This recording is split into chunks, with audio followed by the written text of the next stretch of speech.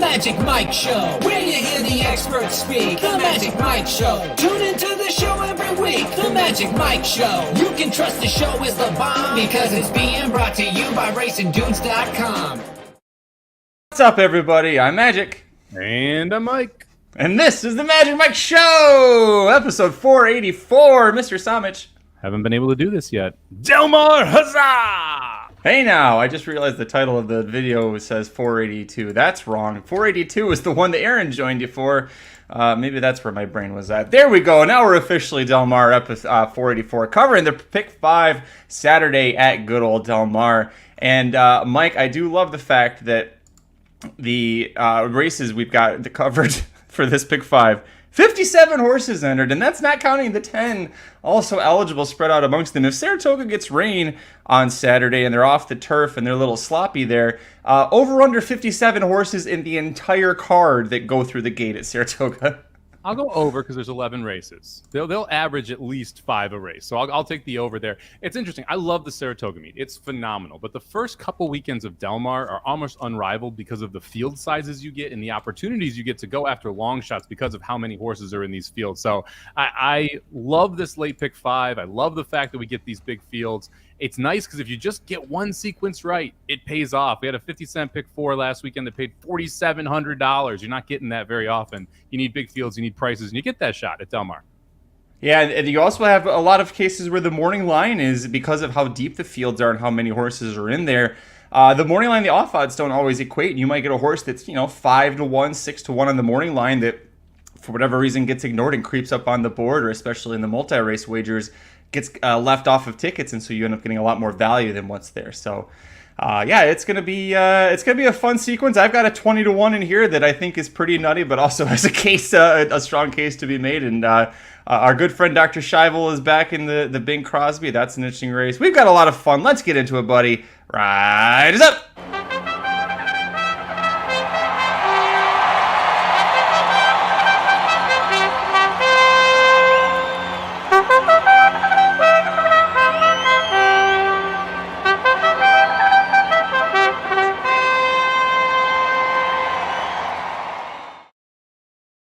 Rocking a headband today because, as Doc knows, that was it. Sorry, that said Rogue Ronaldo. I thought that was Ronald Tang. Well, Doc could tell you, and so could Somich. It is very hot in California right now, and it's about as hot as the waters off of Florida right now, actually, which is pretty crazy as well. Things are going to be heating up at Del Mar here as we start off the late Pick 5 Saturday, July 29th, race 7, 11. Maiden fillies and mares 3 and up, routing a mile on the 16th. Out of that turf chute, they're in for 62.5 claiming tags, though 2 horses get a 3-pound weight allowance by dropping down to 55K tags. Interestingly enough, they're both from Tim Yak Teen. Where'd you go on top? Well, have you ever picked a race and you handicap it, you go through it, you're all excited about who you're going to take, and then you actually look at the name of the horse, you have no clue how to pronounce it, and you know that Magic's going to ask you who you have on top, and you're just really ready to butcher this name? I went with Enkaira. Sure. The 2 horse for Hanson and Barrios. We talk about some of these lifetime maidens, and I'm not a huge fan of playing a horse that's 0 for 10, but I'm going to give this one the benefit of the doubt for a couple reasons. First off, only 1 turf effort in the first 8 shots, right? And that was also under 2 different barns. So there's enough changing here that I'm willing to give it the benefit of the doubt, say that we're going to run back to those last 2 races, which are probably good enough to be able to get the job done here. I like the 6-1 morning line price. I love my boy Hector Barrios. We talk about that all the time. I think he is one of the better, if not the best jockey right now at Del Mar. And there's a lot of question marks about why we ran in some of the spots we did. Started out at Turfway Park, ran 4 straight synthetic races, tried 1 turf race at Kentucky Downs, went to the dirt at Churchill Downs. Now we had back-to-back races here at Santa Anita to kick off the 5-year-old season for this horse. 2 turf races. Now we're headed to Del Mar. We're back on the turf. And we're dropping from $62,000 maiden special weight into 62.5 maiden claimer. Not really a huge drop, to be honest, but it seems like this level is okay for the 2 horse. I like the price. I like the setup. I think you're going to get a great effort today. So I went with the 2 and Kyra on top here. I went back and forth with this horse and ended up switching with, it was either this horse was last on or the other horse that I replaced her with. I couldn't pull the trigger because I watched the replays from those turf efforts and I was like, yeah, there's a little bit of something there, but it was hard to really make a case for. Now she did, she was fourth. The horse that was second to back, Luminiferous, who ended up winning the race last out both at the main special weight level. I also didn't like the fact that Billy Morey had her for 7 straight starts and couldn't get a win out of her. Like, if you go through the Billy Morey program at Turfway Park and you still don't get the win, you're not that competitive. That kind of turned me off. But Berrios jumping on this horse when, I thought that he did a great job riding the one horse last time out. I thought that wowould be where he would end up. So the fact that he's here for Ryan Hansen, doesn't ride very often for the barn, says a lot about it. So I didn't use him. My top pick is the number 9, Adderley, at 7-2. First time in for a tag. Also first time out for Phil D'Amato. He's got consistently strong success with Irish-bred turf horses at Del Mar. I can't explain it. There's something about Irish-bred horses when they come to Del Mar. They seem to flourish, especially with Phil D'Amato. She did have 2 efforts last summer at Del Mar. 2 best efforts of her career, I think, on page. That was with the George Papa Prodroma barn. Now, we haven't seen her since September 10th. A long layoff, but D'Amato is a trainer I think that you can trust. He's 23% in the last year off of similar layoffs like this, going a long time. So I think she'll have plenty of pace to chase in this race as well. I wasn't trying to pick anybody that I thought was going to be on or very near the lead here. One of the reasons I left Ankara off, I thought, at least according to time form, she'll be more forwardly placed. But Adderley should be coming from off the pace, and it's Phil D'Amato at Del Mar on turf. So I'm going to use her. Did you use her? I did not. I don't disagree with any of your reasoning. 4th horse in, I went 3 deep. So also, if you want to use her, go for it. I don't think she should be the favorite in here. I do think she's going to go off as the favorite in here. Fesu, the jockey, was a bug, is not anymore. Is that correct? No, he's not a bug jockey. He is a former Dubai jockey. Like he was a strong Dubai runner. D'Amato doesn't use him very often. Did you notice that? Nope. Only 3 starts. And so to me, it was like, okay, why is this where we're ending up, right? Why is it not Hernandez? Why is it not Bravo? Why is it not some of the one that the jockeys that that D'Amato uses on horses that he thinks are really going to fire? That was one of the main reasons why I just couldn't end up there, because I didn't love who D'Amato put on him. And, when you look through the rest of this field, I do agree with you. There's quite a bit of speed, but all the efforts that we saw from Adelaide, she's going to be way back here. Like it's not even close to the lead. So it's going to be interesting to see if she can work out a trip. Hasn't been sub 20-1 in the last 5 starts either. And now is a 7-2 favorite against pretty much the same class level. Like, I get D'Amato's good. That's 1/5 of the price good though. Like that to me seems a little aggressive here in a spot where I don't think she towers over the field. So I decided to try to go somewhere else. Other must use for me was the 4-horse Warren's Paradise here. This one just feels like all systems go for Craig Lewis. 33% at the meet, 1 for 3. But this is a horse we have not seen since last year at Del Mar. 9% off the layoff, but attracts J.J. Hernandez to this mount. It's 24% at Del Mar, 26% overall for the year. Note that Hernandez rode this horse last time as well at Del Mar. So it tells me that he believes that there's some upside here. When you get the top jock going to a barn that he doesn't ride for all that often, only 68 starts so far in the last 2 years, but clicks off at 20% for, tells me the horse is probably going to be ready to go off the layoff. So I included the 4 Warren's Paradise in here as well. This is the one that replaced Ankara in the spot for me. I felt like I could make a stronger case for this horse than Ankara, and the fact that the 2 turf efforts were both routes, both at Del Mar, and they're against Cowbreds, but I thought those were very strong efforts. The biggest concern I had and originally why I left her off for Ankara, a 335-day layoff, and so first time back in a very long time. Craig Lewis isn't overly known for that sort of an angle. Also, first time facing older horses. She's only ever raced as a 2-year-old. But hey, maybe she's gotten better at 3. Clubhouse ride horses can and often do get better as they get a little bit older. And Craig Lewis, the trainer, is the one that kind of is the chief handler for a lot of clubhouse ride horses. So I agree with you on the 4. Last one for me. Going with the 6, Exclusive Joni at 4-1. Trainer Bob Hess Jr. loves taking advantage of that ship and win program at Del Mar where you claim a horse or bring in a horse that started somewhere else, usually Churchill or New York or Florida. Then he'll claim him, he'll bring him to Del Mar and gets a bonus in their first couple of starts with no matter where they finish. Claimed her out of a dirt dud, but she's had a pretty couple decent turf efforts at Gulfstream Park earlier in her career on the page. But I also love the fact that his top jockey, Ken DeSormo, is going to be riding. They fire at 29% together in the last year. So give me Exclusive Joni at 4-1. I looked at this one too. Both of those Gulfstream efforts that are really what you're going to point to if you're going to play this horse, right? They came after the championship meet, both in the optional 50K maiden level. Like, That to me was what kind of moved me away from using her. Although again, like you mentioned, Hess very good at the ship and win, and we talk about ship and win every year with Del Mar. You want to pay attention to these horses because there's a reason they are shipping them in and bringing them in here, and often it can point you to a price that you may not necessarily use. And on that note, give me the 3-horse, Cute Chloe here. Rispoli picks up the mount for Antonio Garcia. The last race is what got me going with this horse. I'm hoping we can sit off the pace and be able to close. But if you go back and watch that Ellis race, all kinds of trouble in that race. That was $126,000 maiden special weight. So that is a significant drop from there to here in my mind. And I thought this horse ran really well and just got stymied going through the lane. I don't think the mile is going to be an issue. We'll see if she can turn it around. But again, with the shipping in here for the Ruiz barn and Rispoli picks up the mount, I'm going to take a little bit of a shot here at 6-1 with the 3-horse Cute Chloe. I gave this horse some consideration. A big part of it is because Rispoli's riding. The trainer, Garcia, not necessarily known for doing strongly in turf routes or route races like this, but Rispoli here and not on the D'Amato. D'Amato's using a bunch of different jockeys so far. He is not sticking with just one jockey anymore. And there's another horse that I'm using later that D'Amato's got that's got a different jockey altogether. So it is interesting to see what he's doing. He's almost kind of like testing the waters. It's like when Baffert finally breaks up with whoever his, like right now it's Juan Hernandez. Probably not going to break up with him anytime soon, but you can look at Drayden Van Dyke. As soon as he broke off with Drayden Van Dyke, he started playing around a little bit. Do the same. He did the same with Abel Cedillo as well. So it is very curious that Frizu ends up on the D'Amato Irish bred on turf and not Rispoli. I did find that quite curious. Yeah, it's always interesting when you see these horses kind of go in and out of different barns and the jockeys specifically who they ride for in a lot of these different spots. To me, again, like going back to the 9, the fact that it's Fesu and it's not one of these jockeys that D'Amato usually gets, and they end up on horses that I think are a little unique.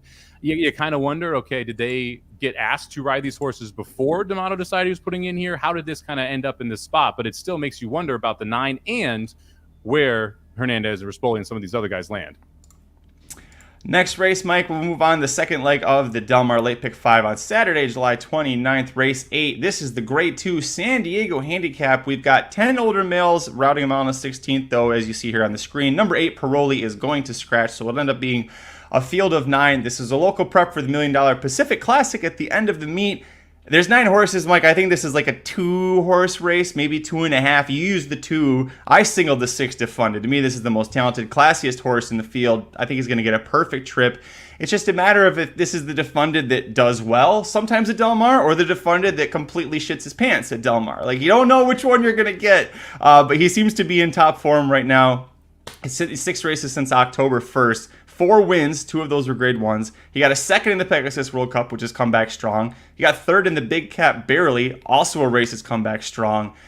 I singled him, but I also understand why you used the number 1 Slowdown Andy. Yeah, Defunded the top pick here. You can't really knock him for anything he's done. I agree with you. It's a 2.5 horse race. To me, the next horse up was the one Slowdown Andy, who I wanted to use in this spot. Look, the Met Mile was an impossible spot for Slowdown Andy, right? Let's just throw that race out. It was never going to win that race. Just really, really tough field. Tried to press the pace early, ran into a monster in Cody's Wish. Just don't even worry about that one. But the time he ran into Cody's Wish before, going 2 turns at a mile, looked really, really good. People forget he was only a length and 3/4 behind Cyberknife and Cody's Wish in the Breeders' Cup Mile. That was a really, really good race.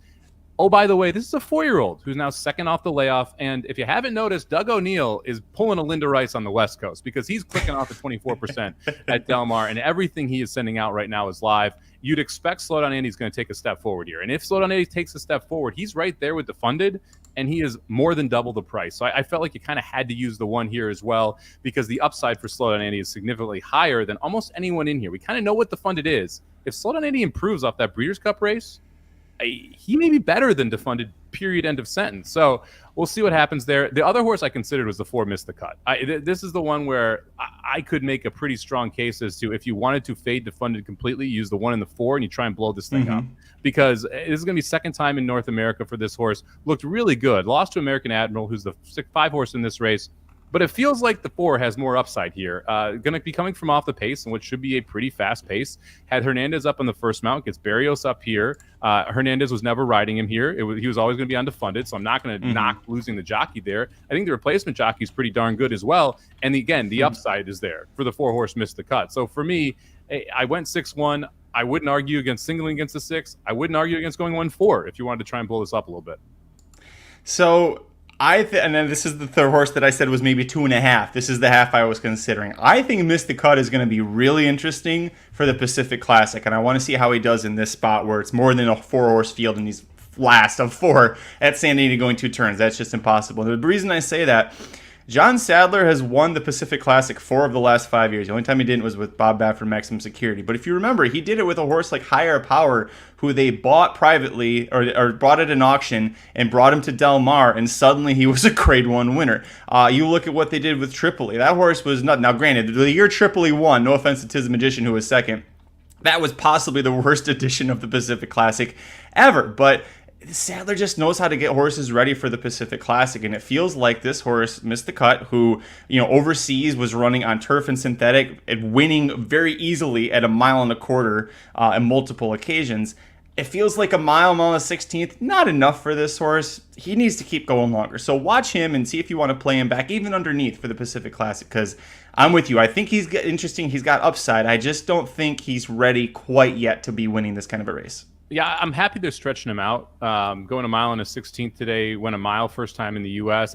Maybe wants more ground, to be honest with you. That's the other part where the Pacific Classic may be a good point. May end up on turf, too. 3 for 6 in his career on turf, including being a group stakes placed overseas. So a lot of different ways you can go with Miss the Cut. I think it's a positive sign that they're throwing him in here and kind of seeing what he can do. I think more distance is better, and that was really the reason I ended up not putting him on here. If this was 1.25 miles, 1.125 miles, like all of a sudden Miss the Cut gets a lot more interesting to me.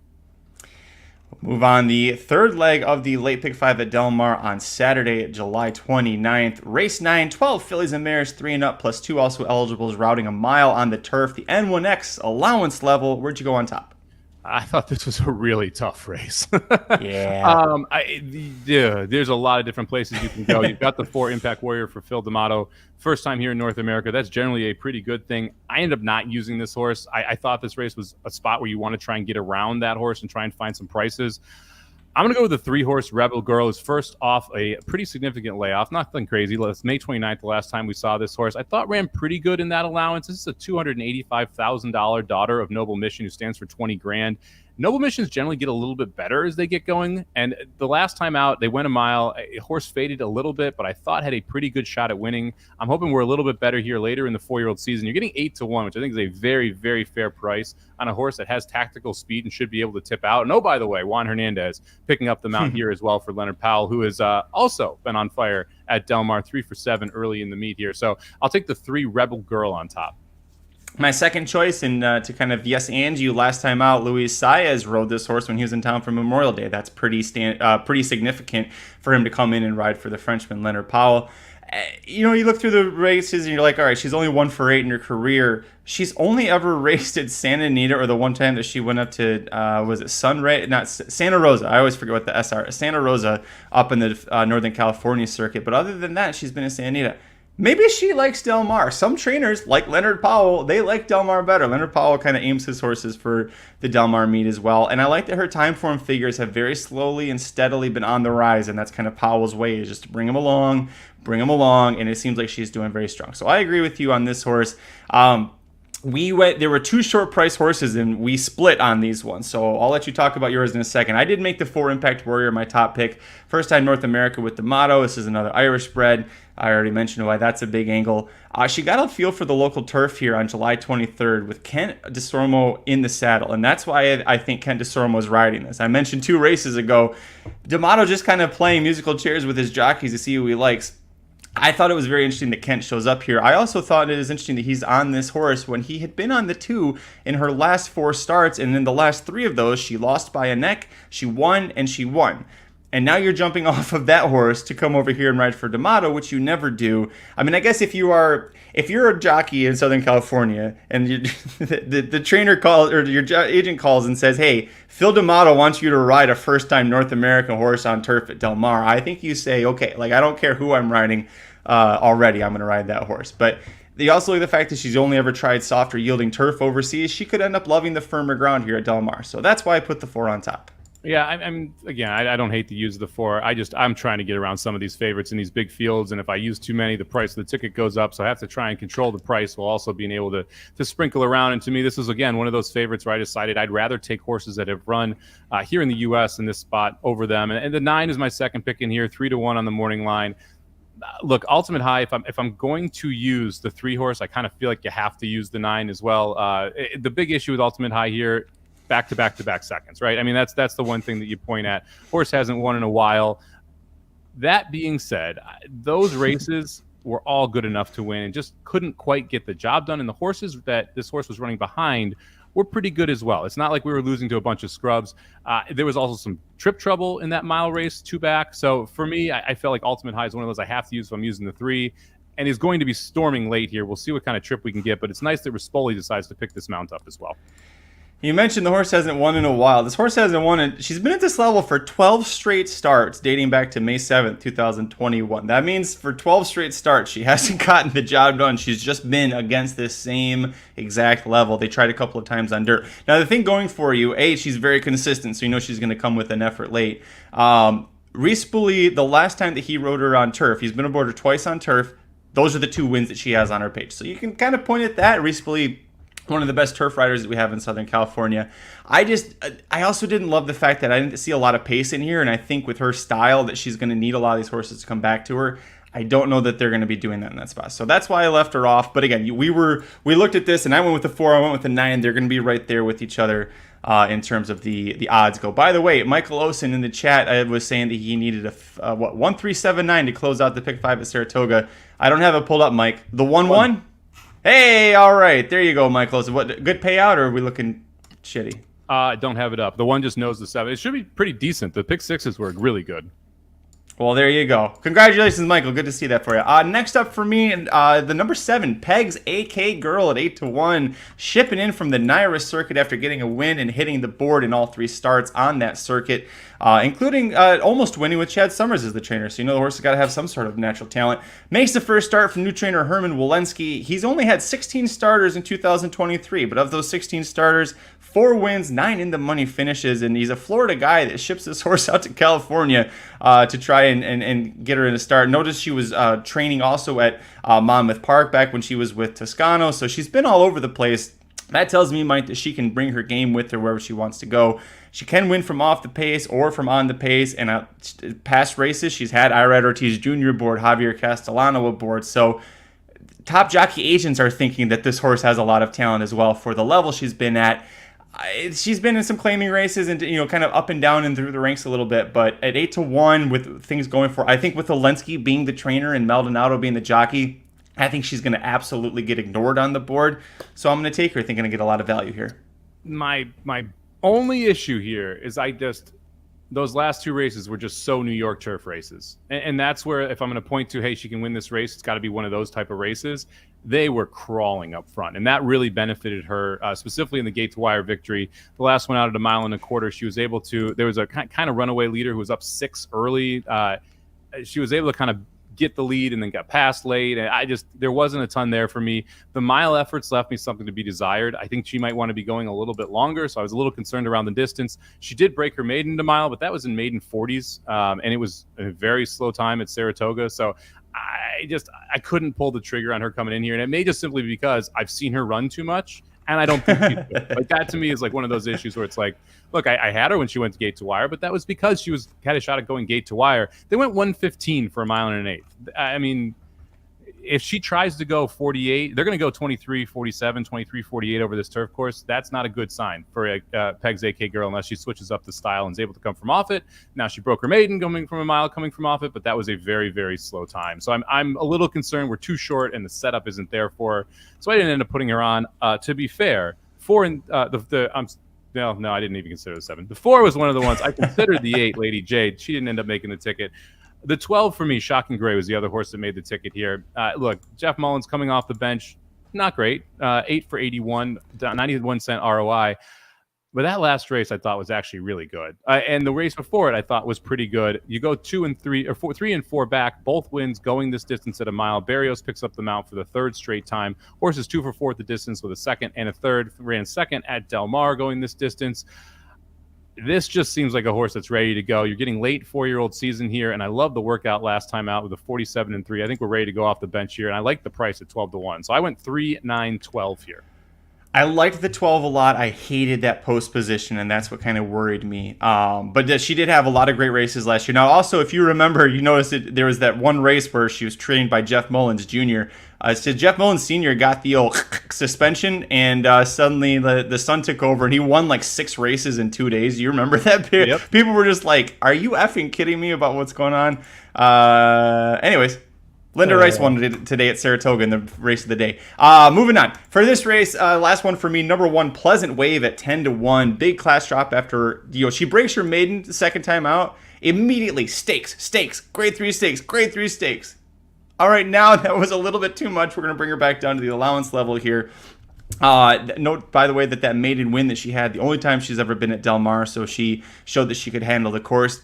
2 back, nearly won the grade 3 Providencia Stakes, going a mile and an eighth. Last time out, she had a pretty rough trip. She didn't want to settle on early. She still was in a photo for third. I know it says she was 5th, beaten 6.5. Selenea absolutely freaked in the grade 3 honeymoon, looked fantastic. But she was right there in that photo for third and just missed out by a couple of noses and heads there. So I went with the 1 here, especially at 10-1. I know Diego Herrera is not a household name when it comes to turf riding, but he has gotten a lot better at it since he first started riding. So he seems to be on the improve. I will take the 1 Pleasant Wave at 10-1. I'm surprised this horse is 10-1. One of the reasons I didn't use this horse, I handicapped without the morning line odds, and I thought this horse was going to be 7-2 and wildly overbet at that type of number. The back-to-back races you mentioned, grade 3s, we're getting back into more realistic company here.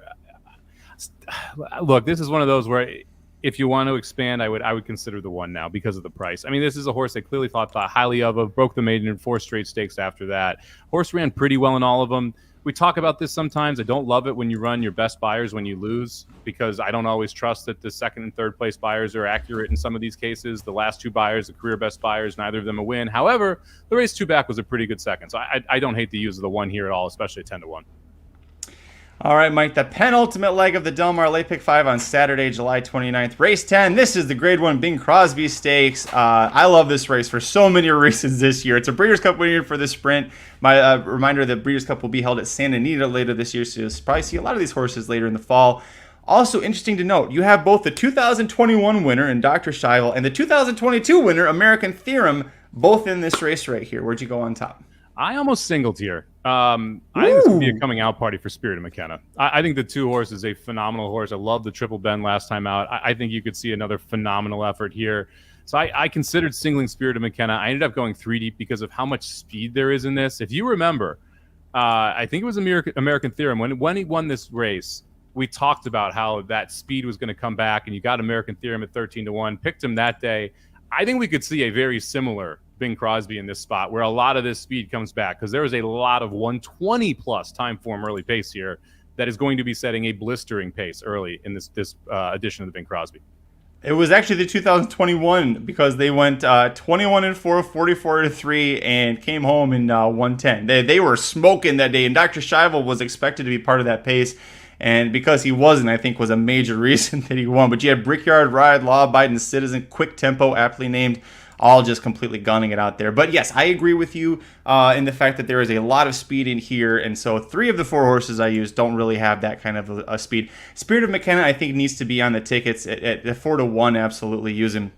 4 of 5 career starts he's won. The only time he lost was by a head. It's the only time he tried 2 turns. He's clearly a sprinter, and I love the Joe Bravos on him. Now, the concern I have with Spirit of McKenna, that inside draw with 12 horses and he's not speed, I'm worried he's going to get into some trouble off and through the turn. Like, you could see him get backed up just a little bit, and Bravo has to tap on the brakes, and there are enough classy horses in here that could be the difference between him finishing first and getting second. So I absolutely used him. I love him in this spot. But Dr. Scheibel is my top pick. Of course he is. Dr. Scheibel loves Del Mar like I love popcorn. 4 starts. He's got 3 wins at Del Mar, 2 of them grade 1s. By the way, the one time he lost, it was second by a nose in the Breeders' Cup Sprint. Aaron will tell you that if Aaron remembers, through the turn, I thought Dr. Scheibel was winning, and I started running from where we were at Del Mar in the grandstand. And hi, Aaron. And I ran all the way down the stretch with the horses, and of course they passed me. but like right at the wire, I saw him get nailed. Of course, and they I just passed you. Yeah. And I stopped and just put my head down and very slowly walked past all the people I'd shoved out of my way. Because if he'd won, I was going to be in the winner's circle photo. So I was very excited about that. Didn't happen. However, I think he's going to get a perfect trip behind all the speed like he did in 2021. JJ Hernandez picks the mount back up. And unlike Spirit of McKenna, I think this wide post draw is going to help keep him out of trouble. So give me the good doctor at 7-2. Yeah, that stupid horse. And what was it? It was Malathat, right? Wasn't it Malathat who lost to the Japanese horse who's a monster price? Am I making this up? Those two horses who somehow lost both those photos cost me so much money that day. I'm like, in this one specifically, how this horse lost to Aloha West, I will never freaking know. This horse should have gotten home 5 times out of 5, maybe 100 times out of 100, and somehow gets nosed by Aloha West, who, by the way, I don't think we've actually seen do anything since that Breeders' Cup Sprint. It's been just a wild. I saw him retire. Yeah. Look, I'm not going to use Dr. Scheibel. Not going to do it. Not going to do it. Not going to do it. I everything you said, totally accurate. Could totally win this race. 7-2. No thanks on this horse. I don't love the draw. I think that 11 post isn't great. You're going to be 4 or 5 wide. It's going to be forwardly placed early. There's so much speed in here. I'm going to take horses I think come from off it, like the horse was inside. I'll take the American Theorem here, who I think is going to come from way off the pace and be able to run late. I don't mind the draw in the 10 post because you'll be able to tuck into like the 2 path around the turn and then pick your spot and try and roll home. We've seen horses close and win this race before. We've seen American Theorem close and win this race before. I think that's what you're going to see again here. So give me American Theorem, the 10 on the ticket as well. Did you use him? Nope. I don't like this horse. I've never really been a fan of this horse. The year that he won the Bing Crosby, Get Her Number was second. Let's Get Lucky was third. Oh, I'm sorry. Fell asleep reading off those names. No, don't like this horse in this spot. There is a lot of pace. I think underneath he's a good choice at 8-1. I think he'd be a good tournament horse to use, but I just don't like him. Go 3 more posts inside. The third horse for me. Number 7, Anarchist at 4-1. A big reason, he ran a really good second to Elite Power last out in the True North. And this horse has either finished first or second ever since he broke his maiden. That's 7 straight starts. He's got 2 wins, 5 seconds. Again, if you go back and you watch what he did in the Elite Power Stakes, the True North Stakes, for him to be within less than 2 lengths behind Elite Power, and that's who Aaron Halterman has as the number 2 horse in training in America right now, that says a lot to me. Yeah, well, we all have bad opinions. I don't I love that you're like 7 straight first or second. He's 1 win. Loves to run second. Doesn't love to 2 win. wins, 5 seconds. One of them was maiden. Okay. Since his maiden score, he's run second 5 of 6 times, and now he's facing the toughest field he's ever faced. The Elite Power second was kind of a BS second. Let's be honest. They didn't. Well, no. Don't shake your head. Don't shake your head. It was a 6-horse field at Belmont. They went 23-1, 46. Strobe ran third. There wasn't anything in that race behind Elite Power. Okay, great. We're close to Elite Power not trying, right? That's like if I ran in a race against Tyreek Hill and Tyreek Hill ran backwards and I ran second to him. That's about the same thing here. There's just not much here to say, oh, yep, that's going to be really the step forward. So hard pass on 4-1 on Anarchist. No thanks. Not even a little bit. Not even with Doug O'Neill, who's the Linda Rice of the West Coast right now. That's a good point. You do have the Linda Rice of the West Coast on your side. You want to do a 10-7 heads up? Follow tequila?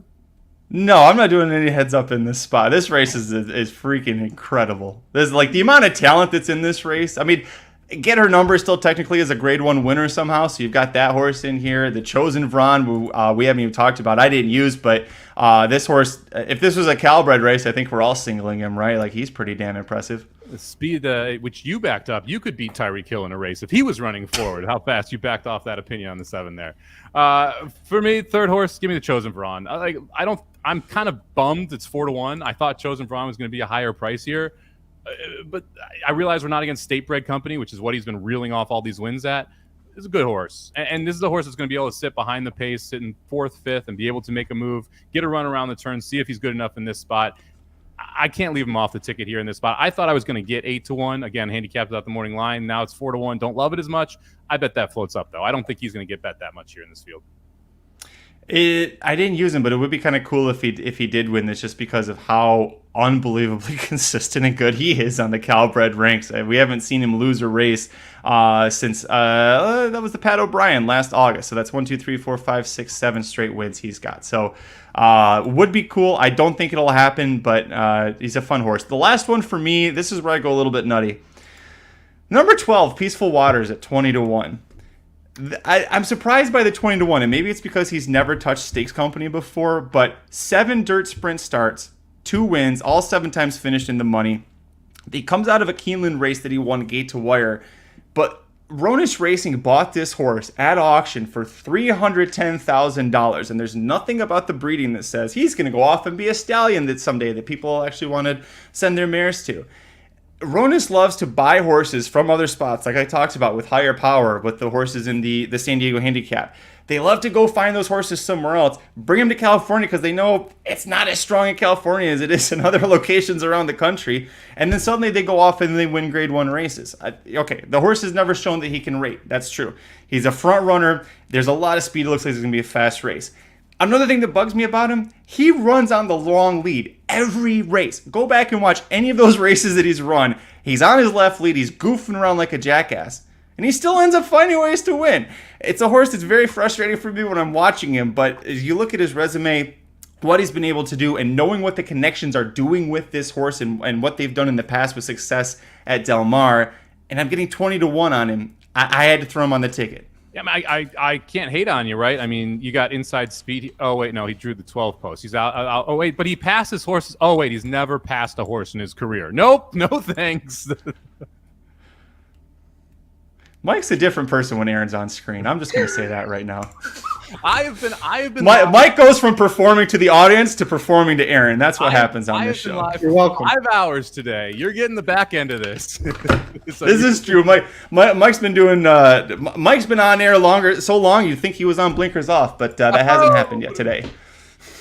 Oh, I love it. All right, Aaron. Now that you've not talked for 5 minutes and awkwardly sat there and reacted to us, who do you like here in the Bing Crosby? No, I just came to make sure my internet was working. You guys go ahead. It's not the internet. Because I have blinkers off that's going to last a couple hours. All right, well, we better hurry up. We better hurry up and get off of here. By the way, if you do want to see what Aaron's picking for the Bing Crosby, go to youtube.com/racingnews or racingnews.com. The preview is up on the website. You can check that out, as well as his picks for the Jim Dandy and the Vanderbilt and Friday's Amsterdam. Get that one as well. CZ Rocket wins this. Burn it down. Just burn everything down at Del Mar. Hate that horse so much. Box him up, call him home, CZ Rocket, and get her number. Fifth and final leg of the Del Mar Late Pick 5, Saturday, July 29th, race 11, 12 maiden males, 3 and up, plus 4 also eligibles, routing a mile on the turf. And Mike, I think the 2 best horses in this race are in the also eligible list. So we're left with what else is here. So tell me who you got on top. This is an interesting race. I went with the 4 Smooth Salute on top here. Michael McCarthy, Edwin Maldonado picks up the mount. I haven't seen this horse since earlier in this year at Santa Anita, so coming off a little bit of a layoff. But Saez rode last time out, ended up running behind Yellow Brick and Maltese Falcon, who, by the way, probably 2 of those horses you mentioned, the also eligibles that maybe had they drawn into the race. Smooth Salute made the lead, wasn't able to get the job done. Broke out of the 8 post that day. This seems like the right spot for this horse. Like the work, 2 back, 59, 1 and 13 for a bullet work. Has actually been working really well if you look at all of those workouts. Off this type of layoff, McCarthy, 16%, $2.36 ROI. I think Smooth Salute's all systems go here. I almost just went 4-5. I ended up using another one. The 5 and the second choice here, legitimate target. Barrios picks up the mount for D'Amato. This is one of those when he decides to ride, you pay attention. 31 mounts for D'Amato, 19% win percentage, 2.27 ROI. Del Mar, 31% win percentage with a $4.12 ROI. That's another horse that's been running overseas, now coming over here for the first time. I think this horse stays shot at firing a big one. The 4 and the 5 are almost as deep as I need to go here. I agree with you on the 5, and like Kevin says, my handicapping of this race went, tough race. Where's my boy Barrios Hector? Gonna single him. So there you go.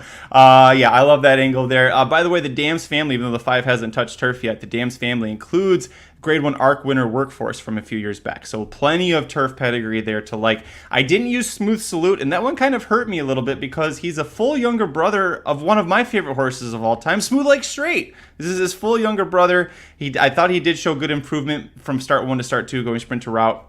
I also thought he was very clearly the third best horse in that race last out, and the two that, third best horse, and then the horse that was second and third that are on the also eligibles here, I thought they were much better, especially Maltese Falcon. So I didn't want to take him here at a short price, but I'm like, I didn't even think he was clearly the third best horse in that spot. But he does have a lot of upside, and like I said, full younger brother of Smooth Like Straight is something to get behind. I went 3 deep. I used the 5. My top pick's the number 7 Watsonville at 6-1. This horse is going to stretch off of 2 sprints, has the pedigree to handle the mile. Jack Milton out of a Kitten's Joy mare. Ran well last time out to get second. The winner went gate to wire, was completely unpressured, never catching that horse. I think Watsonville's kind of sliding under the radar here at 6-1, so I'm going to make that my top pick.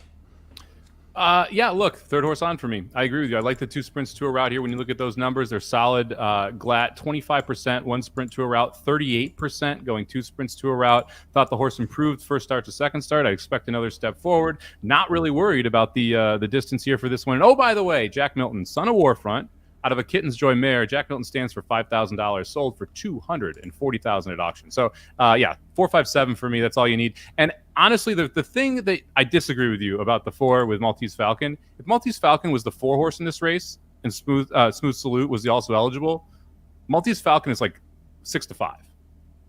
That's so, true. And there was a nose difference between the two. So to me, it's like you're getting a better price on a horse that ran comparable. Now I realize there was trip issues and there's a difference there. So I'm not going to say it was exactly the same. But look, I think Smooth Salute is the best that has been in here before. I would be interested to see if we get 7-2 or not. Yeah, that price will be interesting. I think there's going to be a lot of movement here with the odds that you'll see some of these horses, like Watsonville, for example, might scoot up a little bit. And Chase Tornado at 5-1, it's a Baffert on turf. That one's pretty. Didn't have an interest in that horse, and I was kind of surprised this horse was 5-1. Maybe it's the Baffert angle, but it's an arrogant on turf, and that's usually not something that we really love to play on this show. Last one for me, I'm going to use the 6 Hula Candy at 6-1. Horrible early trip last time out. But I like the fact that the horse didn't give up and did keep on coming late. Note that he was bet down to 7-2 in his prior starts for the barn that's really not known for these early smashes. Now, it's a 5-year-old facing 3-year-olds. This horse waited until he was 5. He's a late bloomer. Colson's reading a book right now called Leo the Late Bloomer. This is Leo the Late Bloomer of the horse racing world, as far as I'm concerned. Joe Bravo keeps them out. We know Joe Bravo is fantastic riding on the turf. Third start of the form cycle for John Sheriffs. I think this is when the horse is going to probably give its best effort. Hopefully give its best effort. It wants to beat some of these in here. But don't let this be another Lady T situation, Mike. Put Hula Candy on your ticket. No. Way to bring that up. Wait, hold on. Mike didn't use Lady T? No. I used the 1 and the 5, and both of them just decided not to lose to Lady T. Unbelievable. Yeah, not really interested in using the 5-year-old maiden that has not started well twice. That's not a good sign. Like, I realized rough early. Like, also forgot to break in the first race, so not so sure that this is just going to magically fix itself in the third start. So I couldn't include the 6 in this spot. That's fair. Yeah. Were there any other horses other horses that you consider? Like, I know there's a couple of big bombs in here that you could get, like Stonks, Uncle Oscar. You know, if Uncle Oscar had a different jockey, I probably would have been more interested in him. Not really. I thought the 8 Chase Tornado was a little interesting, but I don't like Baffert on turf and Arrogate on turf, and so there's enough reasons to kind of get around that. You could make a case for Stonks if you really wanted to, but I didn't really want to. We need to take a pretty good step forward if you're going to be able to do that. If you wanted to go nutty, to me, like, you could try and make a case for the 1 who's a first-time starter, Unusual Activity, Kitten's Joy, Unusual Heat, Tim Yak Team, who's 13%, but he kind of sucks going over a mile. He's only done it twice, never won. For a debuting horse. So if I was going to try and play like bombs away, it would be the 1, but I don't really think this is a bombs away race. The Chase, I forgot about this. I looked it up because I was like, oh, Chase Tornado, it's an Arrogate, but I wonder who, Vern Dickman, that's a name I've heard before. Like, what is this horse? And I looked at the Che Baby, the dam, a daughter of Curlin. She was second in both starts. Vern Dickman paid $975,000 for her as a yearling. This is the second full out of her. The first one is a candy ride out of a Curlin mare. The horse has made 6 starts, hasn't won yet, is entered to run on the 30th, so on Sunday, has finished second 3 times. Do you know where this horse's 6 starts have all been? Let me put it this way. Guess what state this horse has made all 6 starts in? I'm gonna go Arizona. Wyoming. This is a candy ride out of a Curlin mare that has raced 3 times at Wyoming Downs and 3 times at Sweetwater Downs. And if you see the look on Aaron's face, that's where you put the daughter of a $975,000 purchase. That's what you do with that horse. And then this is the second one. What the actual? Just general rule of thumb. If Baffert has a first-time starter and it's Arrogate out of a Curlin mare and it's on turf, the horse isn't very good. That just tips the hand right away, right? Because that's just not his thing. He wants to be running dirt horses, not turf horses. And so if you didn't even try the dirt, it tells you the horse isn't very good. Anyways, as Kevin says, I'm a full encyclopedia of useless information. That's why you come to the Magic Mike show, right? You come for Mike's picks, for our debates about horses, Mike making a bet offer that I'll never take, and then, of course, my useless information. That's what we're here for. And Aaron's looks, apparently. That's going to do it for this episode of the Magic Mike Show. Thanks for joining Mike and Aaron and I for this look at Del Mar's late pick 5. First of hopefully many for 2023 that will be at Del Mar. But like we said, 57 horses entered, 10 also eligibles, tons of opportunity to make money. Hopefully we're able to help you out with that. If you check down below, if you're watching on YouTube or Facebook, you can see our tickets for the podcast listeners. We'll read them out. I will start off going 4, 6, 9 with 6, with 1, 3, 4, 7, 2, 7, 11, 12, 5, 6, 7. That's $72 for my ticket. Mike, go give yours. I'm going to go with 2, 3, 4, with 1, 6, with 3, 9, 12, with 2, 4, 10, with 4, 5, 7, $81 for 50 cents. Reminder, Blinkers Off will be live here in about 10 minutes or so. So if you are watching us live, just go take a bathroom break, get something to eat, maybe slip into something comfortable, come back, and Aaron and Jared are going to go over all of the Saratoga races. You also get to hear Jared wax Rhapsody for about, I'm going to say 18 minutes about Go Rocket Ride winning the Haskell and how much he loves that horse.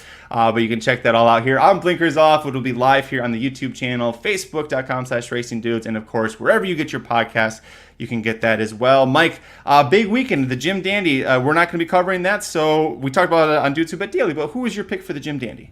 Man, I don't even know. I haven't decided yet. I think it's a really tough race. You've got like the fact that Saudi Crown shows up and probably going to be lone speed there. I think it makes it really interesting. I think Hit Show sitting right behind Saudi Crown becomes really interesting if Saudi Crown spits the bit. And then you have Forte, who I really like Forte, but I'm not sure that this race sets up all that well for Forte. So I think it's a really, really tough race. If you're going to watch Blinkers Off, do yourself a favor, go with a drinking game here. Anytime the words Kentucky Derby, Go Rocket Ride. I'm trying to think of what other Jared is going to say. I'm already drunk. You haven't even said how many times. I'm already drunk. do a shot. Go Rocket Ride or Kentucky Derby, and Fantasy League too. When he says Fantasy League, because you're going to hear a lot about that as well on the Blinkers Off this time. It'd be funny if this is Rapoli's last Jim Dandy. That was a little bit interesting of a little whiny fit he threw about that. He's still mad about Forte getting scratched out of the Kentucky Derby. Aaron, before we go, since you're here and we have someone new to horse racing in the chat, 357 says, "Hey, Aaron, I'm new to horse racing. $40 to win on a horse or $20 to win and $20 to place?" $40 to win. That's the correct answer. Good job, Aaron. 20 to win and 20 to place versus 40 to win. Always, always, always, always, no exceptions, 40 to win. And if you're going to say 20-20-20 win play show, 60 to win is the smarter way to go. Always, never 20 to win place and show. Always take all that money you were going to bet and put it on the win. Always. No exceptions, no debates. It is not a debatable subject. Always. And if you'd actually like to see the math behind it, go over to the YouTube /Racing Dudes and search the video I made with a PowerPoint presentation with 4 separate examples of why betting to win is better than betting to place or show. Correct. No shit. No shit. I know we've been goofing around. No shit. I had somebody email me, and this is a true story, 3 months ago, and said, "I'm betting across the boards. I'm hitting a lot of wagers, and I'm losing money." I said, "Take all that money that you're betting across the boards and play it to win, and you will be winning money." And they emailed me, "What, Magic? You see our emails like 2 days ago." Yep. They were like, "Hey, what you told me has totally changed my ROI." I said, "Exactly, because betting place and show is a losing long-term proposition always. There's really just no exception to that. It doesn't matter the price of the horse. It doesn't matter. Like and the one I know they're bringing up the bridge jumper thing. look, maybe in certain cases, if you're only playing bridge jumper races and that horse runs out enough for you, yes. But like, I don't know. I've watched 80 races today, 0 bridge jumpers, right? So that specific scenario is so few and far between. I mean, give Car Ramrod credit. He did come up with one scenario where betting a show makes sense, but like you said, it just doesn't happen very often. But yeah, if there's a huge bridge jumper in the show pool, sure, you could jump into the show. But run of the mill, day in and day out, just bet the wins. Just do it. You may lose a few, but long term, it's what you have to do. Yeah, and that goes for any bet. If you're just betting to place, just betting to show, just bet it to win. It's always going to be more profitable, always a better ROI if you are just straight betting to win. Yep. Unless it's the time to do bridge jumpers. I've had a good success with this. Charlestown and Mountaineer, the state of West Virginia, the minimum payout is $2.20 instead of $2.10, so you're getting 10 cents more on every bet. Yeah, exactly. Only time you ever do it, Charles. And you can get some good bridge jumper shit at Charlestown too because of how wacky that. Yeah, Aaron knows too. All right, we got to get out of here. We're about to step on blinkers off time. Thank you so much for joining Mike and Aaron and I. Let us know in the comment section if you're playing. Send us your tickets. We love to hear from you. And, of course, follow us on Twitter. I'm at Curtis Kalleward. He's at Somobomb18, number 1, number 8. Jared is at Racing_Dudes because Aaron is the only person in the company who can get away with not being on Twitter and it going so well for him. So I'm at Saratoga. You can come see me live and in person. No virtuals. Come see me live and in person. I'll be at Saratoga all weekend. And by the way, right after Blinkers Off ends, I don't know when that will be, due to Bet Sports, we're going to do a show. It's going to be late. Papa Dude might be asleep. We're going to do a show. So we talk in Saratoga. So check out that as well. And if you want to go to the nicer racetrack this weekend, I'll be at Del Mar. Come say hi to me. So we got coverage on both coasts, baby. West Coast and East Coast coming ahead. And I had to reschedule my hair appointment because I forgot that I'm taking care of the kid all day Saturday. So that's how I'm spending my weekend. You enjoy yours. Thank you so much for joining us. Dudes Who Bet Daily every Thursday through Sunday with a combination of these three faces and Papa Dude at noon Eastern, 9 a.m. Pacific. Hope to see you there. Until next time, I'm Magic. And I'm Mike. And he's Aaron. Good luck this weekend wherever you're at. See ya. The Magic Mike Show, where you hear the experts speak. The Magic Mike Show. Tune into the show every week. The Magic Mike Show. You can trust the show is the bomb because it's being brought to you by RacingDudes.com.